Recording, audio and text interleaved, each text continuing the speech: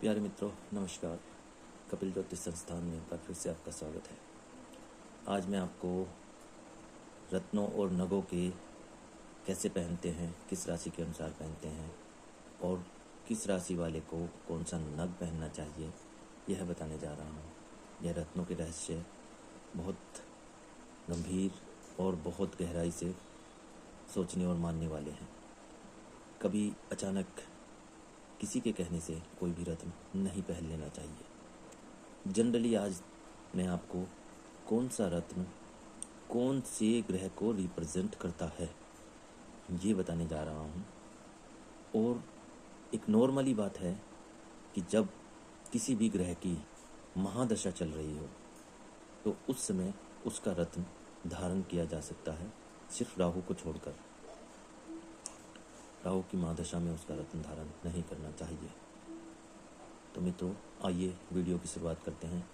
जो चैनल पर नए हों वो लाइक और सब्सक्राइब जरूर करें। धन्यवाद। देखिए, सबसे पहले ग्रह आता है सूर्य।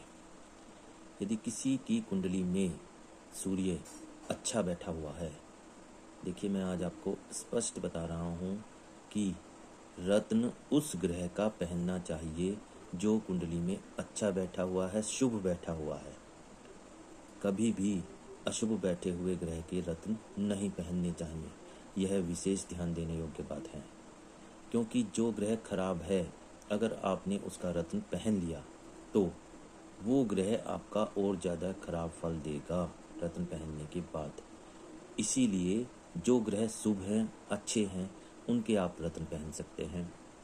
महादशा में पहने तो बहुत ही अच्छा है, और वैसे तो कुंडली के अनुसार आपको रत्न पहनने चाहिए। यदि किसी भी भाई को अपनी कुंडली के अनुसार कौन सा रत्न पहनना है यह जानकारी चाहिए तो मेरे को कमेंट्स बॉक्स में लिख सकता है। मैं कुंडली के अनुसार उसको कौन सा रत्न पहनना चाहिए, कौन सा सूट आएगा, वही आप उसको लिख कर दूंगा। आज मैं रत्नों की नॉर्मल और जनरल जानकारी दे रहा हूँ। जैसे कि सबसे पहले सूर्य। सूर्य ग्रह को रत्न प्रेजेंट करता है माणिक्य।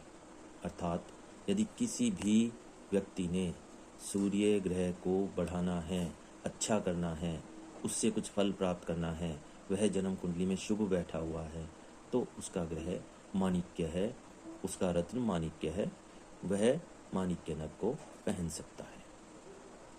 अब दूसरा ग्रह मंगल।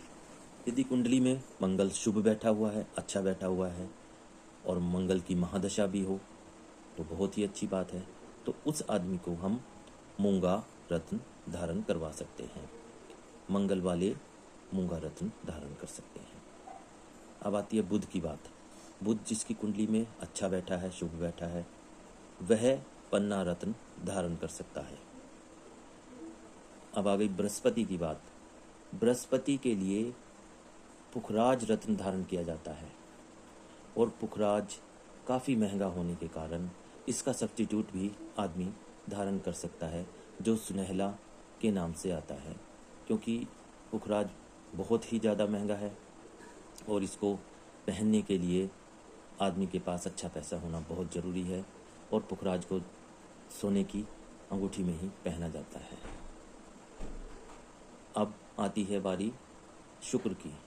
यदि शुक्र का रत्न पहनना है तो आप हीरा पहन सकते हैं, लेकिन इसमें भी वही बात है, हीरा महंगा होने के कारण हीरा हर लोग नहीं पहन सकते।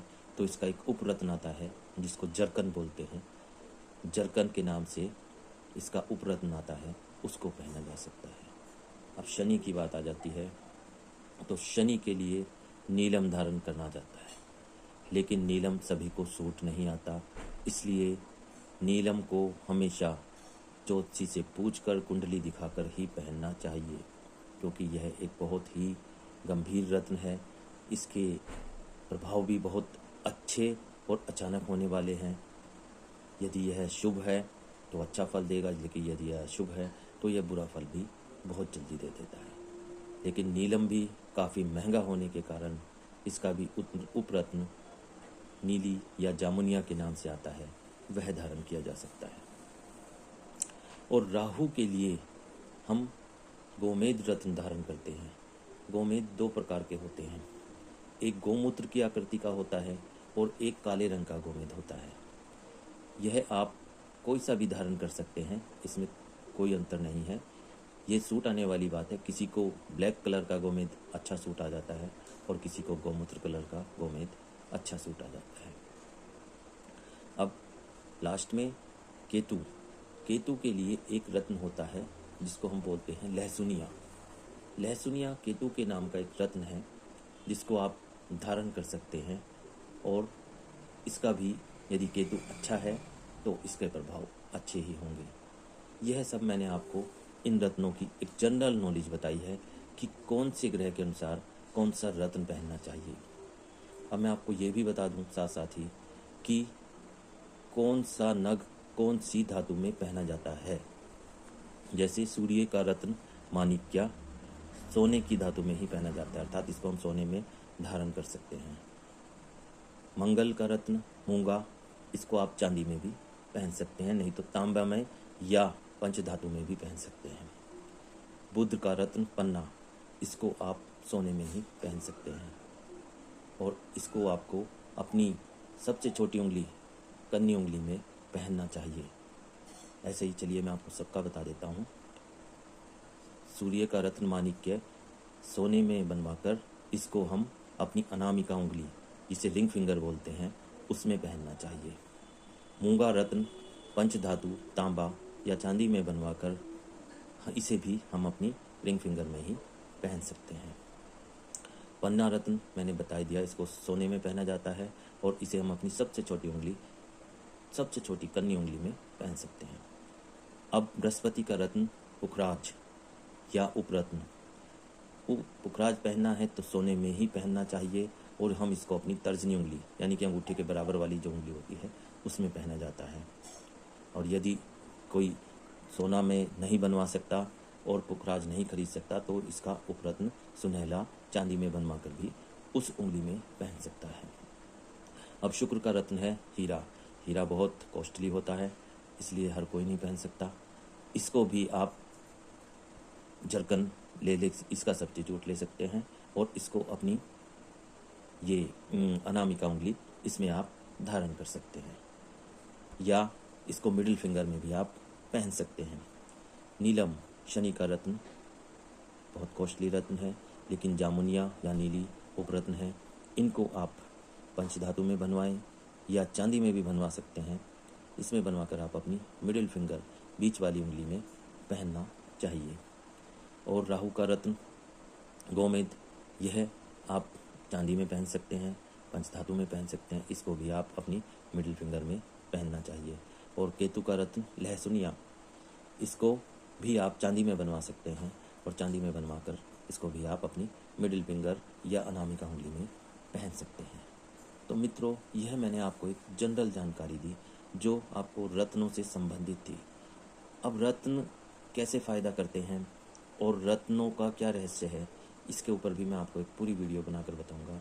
लेकिन मैंने आपको फिर से बता दिया, जो ग्रह खराब हो उसका रत्न नहीं पहनना चाहिए। जो ग्रह आपका कुंडली में शुभ बैठा हुआ है, अच्छा बैठा हुआ है, उसी के आपको रत्न पहनने हैं। और जिस ग्रह की महादशा हो उसका उस समय ही पहना जाए, उस उतने ही दौरान के लिए, तो ज़्यादा फलदायी होता है। लेकिन राहु की महादशा में कभी भी गोमेद का रत्न नहीं धारण करना चाहिए। यह मैं आपको फिर से रिपीट कर रहा हूँ। तो मित्रों, आशा है मेरे द्वारा दी गई जानकारी आपको पसंद आई होगी। मिलता हूँ आपको अगली वीडियो में, तब तक के लिए नमस्कार, राधे राधे।